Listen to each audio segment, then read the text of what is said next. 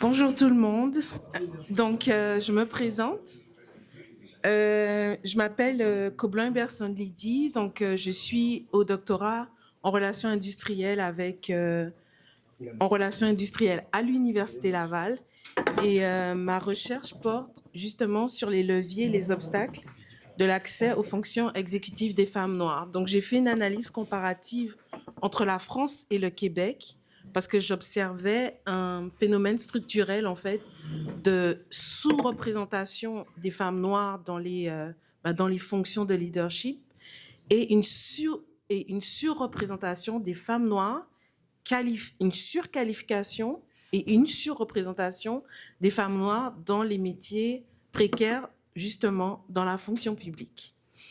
Donc, j'ai fait un appel à contribution et donc j'ai interrogé une trentaine de femmes entre la France, le Québec, le Canada, les Antilles françaises. Et donc, on a eu quelques résultats préliminaires que je vais présenter en 5 minutes parce que je suis accompagnée de France Délice. Et justement, pour parler, pour faire un lien avec le terrain et la question de la surqualification et de la surreprésentation des femmes noires dans les métiers précaires ou sous-qualifiés, ils ont mené un combat en tant que syndicat pour justement mettre en lumière un certain nombre de discriminations systémiques. Et donc, je trouvais intéressant de mettre en exergue un peu, de mettre en lumière comment en fait on peut contrer par la stratégie, en déployant une stratégie syndicale appropriée, comment on peut contrer et lutter contre ces phénomènes-là dans les organisations. Donc, l'objectif de ma recherche, c'était vraiment de comprendre, donc c'est une recherche qualitative, donc c'était vraiment de comprendre les expériences, d'identifier les obstacles, d'identifier les stratégies que les femmes mettent en place, de faire des recommandations pour l'accès et le maintien. Pourquoi l'accès et le maintien? Parce que on se rend compte que face à la difficulté dans les postes de leadership, souvent les femmes, elles s'en vont et elles se dirigent vers l'entrepreneuriat. Donc, l'étude aussi veut documenter et avoir des recommandations pour comment, quand elles accèdent à ces postes-là, comment en fait l'organisation peut être mieux veillante pour les garder en poste. Alors, les constats généraux et spécifiques. Donc, on a des obstacles institutionnels, donc qui relèvent de l'accès.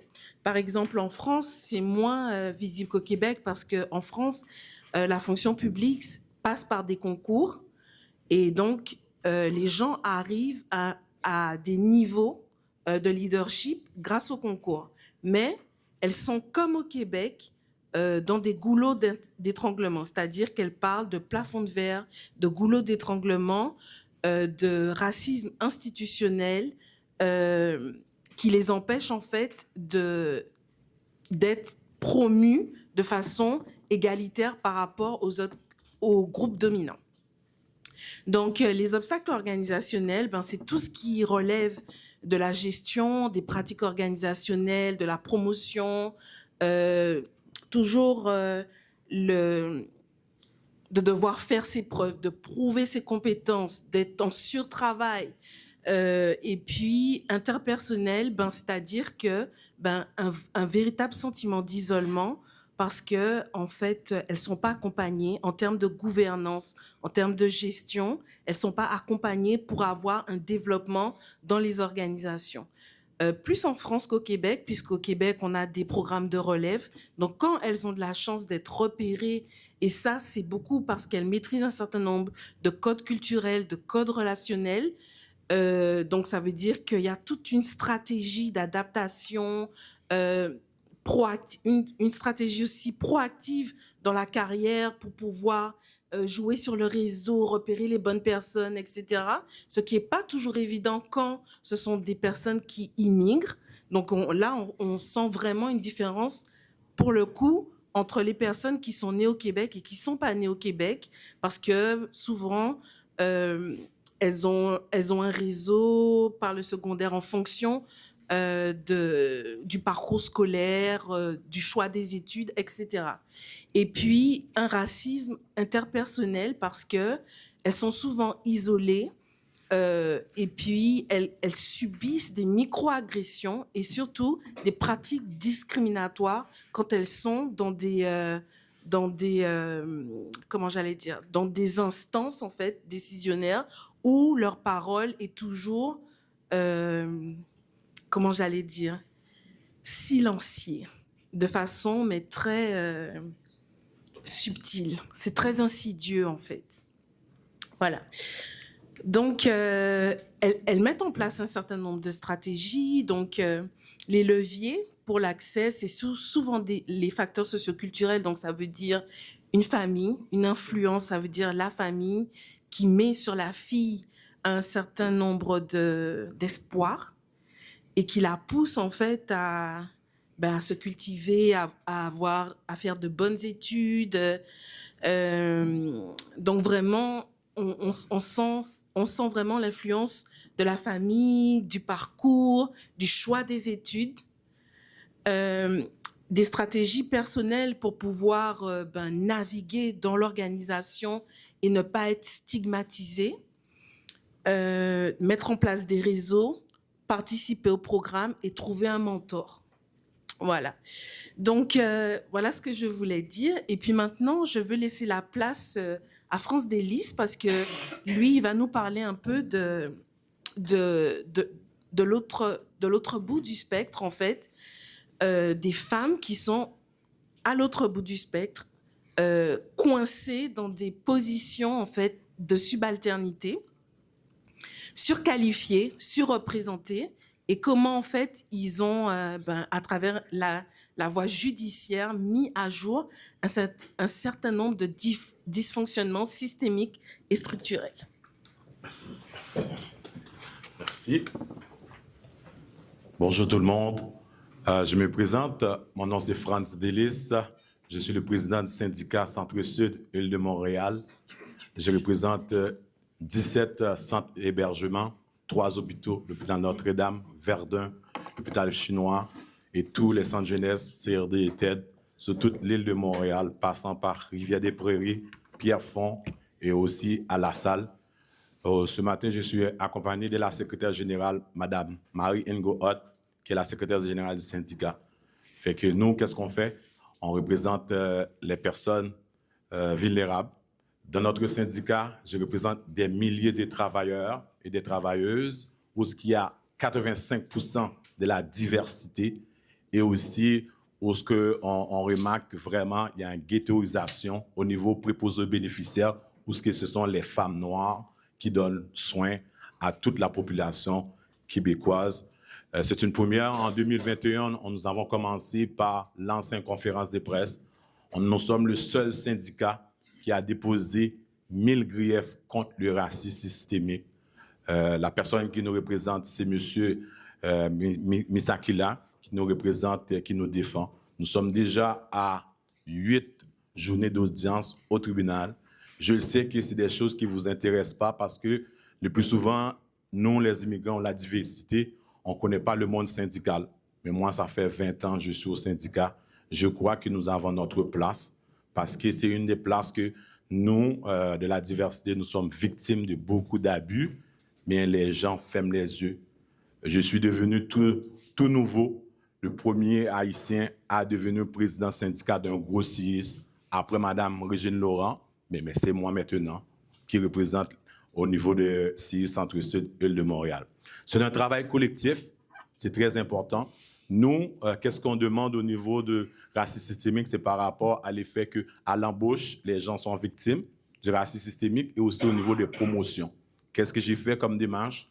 J'ai fait un accès à l'information, puis j'ai regardé tous ceux qui gagnent 125 000 en montant. Il y avait à peu près 2% de la diversité.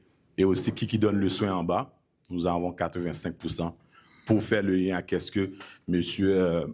Stacco vient de mentionner. Quelque chose qui est très important, nous, la seule chose, tantôt que je vois que M. Stacco n'a pas dit, j'ai compris qu'une chose, lorsqu'on identifie le problème, il faut être capable de le défendre en prenant la voie juridique. C'est ce qu'on en a fait. Moi, j'ai compris que nous, dans notre communauté, nous sommes bons pour dénoncer dans la bouche, mais on n'a pas d'argent. Mais moi, comme nouveau président, la chose qu'on a fait, on a mis de l'argent de côté. On a mis des milliers de dollars, 200, 500 000 dollars, pour aller se battre. Pour aller se battre comment? Présentement, nous avons un habit dans le dossier qui est M. Maître Plante. On sait que lui, il n'a pas la capacité de nous donner une raison ou pas. Ça, c'est sûr, c'est une bataille qui va aller jusqu'à la Cour suprême. Mais pour que tu puisses aller se battre à la Cour suprême, il faut ça prendre de l'argent. Et c'est ce que nous autres, on a favorisé. Nous sommes à la recherche des gens qui croient que c'est nous qui tient cette société au bout de bras. Et nous avons sûrement quelqu'un de notre famille qui travaille dans le milieu de la santé. Dans les centres, sûrement il y a quelqu'un quand même qui donne le soin. C'est pour ça aujourd'hui, quand j'ai rencontré Lydie par rapport à sa recherche, je trouvais que c'était important qu'on arrive aussi. Il y a une étude qui a été faite aussi qui est très, très importante. Madame Rama Diallo, qui est au niveau du Conseil central, la seule femme africaine comme trésorière au niveau syndicat. Et moi, je suis le premier haïtien. Dans toute la structure syndicale, je vais vous mettre au défi d'aller regarder tout l'exécutif si vous allez voir un noir ou quelqu'un de la diversité. Il n'y en a pas. Mais ça doit nous interpeller, OK? Parce que nous sommes tous des cotisants. Ceux qui travaillent pour l'État, vous payez les cotisations syndicales. C'est cet argent-là, c'est votre argent à vous. Puis vous payez les gens en haut à 200, 150 000 $, mais tu n'as personne qui te représente là-dessus. Fait que moi, pour que je me rende où ce que je suis, ça m'a pris 20 ans. 20 ans, quand je suis arrivé, on a refusé de m'accompagner dans mon dossier parce que j'étais victime du racisme. Moi, j'ai dit non, je vais continuer. Fait que maintenant, c'est moi le président, c'est moi qui prouve à la communauté québécoise que nous avons notre place. Parce que c'est important. Il ne faut pas seulement rester dans notre petit coin pour dire que nous sommes victimes du racisme, on ne fait rien. Il faut poser des actions, comme M. Stako fait, comme M. Ninaman fait. Il faut poser des actions parce qu'un gars comme Ninaman, qui est né au Canada, moi qui a grandi, ça fait 40 ans je suis au Québec, mais on ne croise pas notre bois dans notre petit coin, on dit qu'on est victime. Là. Le plus souvent, c'est ça qu'on dit. Les autres, ils se plaignent tout le temps. Mais il faut se lever, se mettre ensemble. Fait que moi, je pense que c'est important qu'on dit que, par exemple, un exemple concret, quelqu'un, un cadre, un chef de service, il va avoir un noir dormir, il va avoir un noir qui est en train de dormir, il va le congédier, ou bien il va lui donner une suspension de 12 jours. Un blanc qui rencontre, qui est en train de se dormir, il va dire « T'es fatigué, va te reposer, on se voit demain. » Est-ce que vous voyez la différence? Le même geste, est-ce qu'il y a la même sanction? Non. Est-ce que c'est normal? Non, ce n'est pas normal. Pourquoi ce n'est pas normal? Parce que nous n'avons pas aussi des cadres, des chefs de service qui ont qu'à comprendre cette subtilité. Nous sommes victimes de beaucoup de microagressions. Moi, je pense qu'il faut continuer la lutte. Il faut nous supporter. Nous, présentement, comme je t'ai dit tantôt, nous sommes le seul au syndicat. Nous n'avons pas des appuis. Il n'y a personne. Pourquoi? Tout le monde veut garder leur chaise. À France, lui, là, il est capable de faire la bataille. Fait que si France arrive, il va ramener sa gang d'Haïtiens, il va ramener sa gang d'immigrants. Nous, dans notre syndicat, à nous, là, nous avons 10 nationalités différentes. J'ai été chercher dans mon équipe. J'avais dit qu'on ne laisse personne en arrière. Pourquoi tantôt j'ai nommé Madame la secrétaire générale? Elle est camerounaise. Elle n'est pas haïtienne, elle est camerounaise. On a des Arabes avec nous. On a toute nationalité. On veut montrer que nous, au Québec, c'est important qu'on fait partie de cette belle société. Nous devons prendre notre place parce qu'on fait partie des composantes de cette société. Fait que si... Comme on se connaît très, très bien. Oui. Je pense que c'est important que tu fasses part au cercle des gens ici qui peuvent te soutenir ton organisation, des pressions personnelles que tu subis en lien avec la défense de cette cause-là. Je pense que c'est très, très important. Neil, pourquoi tu m'amènes là? Je ne voulais pas aller là. OK, on va aller très, très bref, parce que c'est important, avant qu'on me dise très bref. Qu'est-ce que Neil a dit? C'est très important. L'ancien président, il était là. Ça faisait 15 ans qu'il était président. Moi, depuis juillet, je suis arrivé comme nouveau président. Tout de suite, qu'est-ce que vous pensez que s'est passé? On me fait un audit financier parce que je gère des millions de dollars. Parce que je suis noir et je suis tout nouveau. C'est ça qui n'est pas normal. Pourquoi qu'il n'est pas normal? Il y a des choses qu'on nous fait subir, nous, qui on ne le fait pas aux autres. Fait que je vais m'arrêter là parce que j'entends de... Mais j'ai beaucoup de choses à vous dire, mais OK, merci beaucoup. Alors,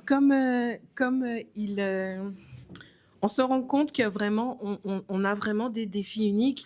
J'ai essayé de passer vite sur ma thèse, mes résultats, etc. Mais j'ai quand même conceptualisé un arrière-plan philosophique, juridique. Je montre comment, à travers le code noir, à travers un certain nombre de documents légaux, à travers un certain nombre d'iconographies, à travers un certain nombre de textes, en fait, on a de zoos humains, on a quelque part instrumentalisé la subalternité, l'infériorité à travers le racisme systémique. Le racisme scientifique, excusez-moi. J'aurais beaucoup à dire, mais bon, je voulais vraiment laisser la place au terrain aujourd'hui. Est-ce qu'il y a la possibilité d'avoir des transformations durables? Je le crois, mais comme l'a dit France, je pense qu'il faut qu'on ose sortir et parler de nos réalités et comment j'allais dire, investir l'espace public pour dire oui, voilà, voilà des injustices séculaires qu'il faut mettre en lumière et il faut qu'on ait le courage. Nos parents ont subi, mais je pense que nous, on est une génération, on veut plus subir et on veut mettre en lumière, on veut dire ce qui se passe. Et donc, l'avenir, c'est ça, c'est documenter. Et c'est pour ça que moi, je voulais vraiment faire ce travail scientifique, que je suis contente. Bravo au sommet, là, pour la documentation, les statistiques, parce que c'est ce qui va faire que on va arrêter d'être dans la parole, l'oralité, mais on va documenter nos réalités pour que, en fait, on puisse plus nous dire que qu'on joue sur la victimisation. Merci. Merci beaucoup.